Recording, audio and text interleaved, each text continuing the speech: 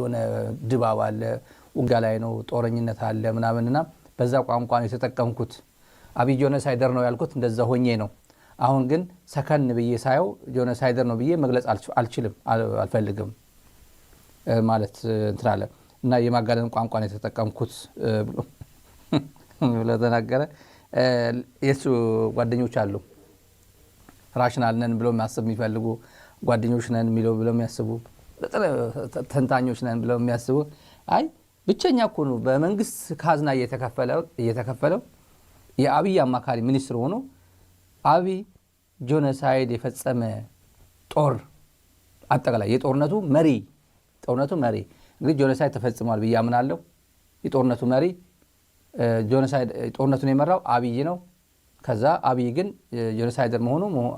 ጄኖሳይድ መፈጸሙ አልመፈጸሙ ማስረጃ የለኝም ይባል ድሮ 101 ፍሬሽማን ሆነን 101 ሎጂክ ፊሎሶፊ 101 ስንማር ነበር አይደል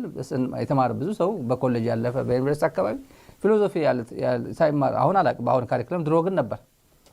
ፊሎሶፊ 101 ሎጂክ ነው ፊሎሶፊ 102 አጠቃላይ ፍልስፍና ነው የነሶቅራጦስ ፕሌቶ ጀምሮ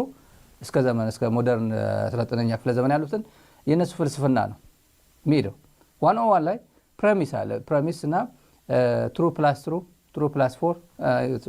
ፕላስ ፎልስ ምናምን ይባላል ኤ ቢ ከሆነ ቢ ሲ ከሆነ ኮንክሉዥን ምን ይሆናል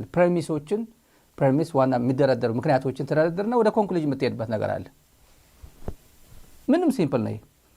የትግራይ ጦርነት ተፈጽሟል ፕሬሚስ 1 ጦርነቱን የመራው አብይ ነው ፕሬሚስ 2 ኮንክሉዥን ላይ አብይ ኮንክሉዥን ምንድነው ኮንክሉዥን ላይ ሄዶ አብይ ጄኖሳይድ አልፈጸመም የሚባል ኮንክሉዥን አይመጣም እኮ በትግራይ ጄኖሳይድ ተፈጽሟል 1 ወደ ትግራይ የተመራው ጦርነት የትግራይ ጦርነት የመራው አብይ ነው ፕሬሚስ 2 ወደ ኮንክሉዥን ሄድ ሲባል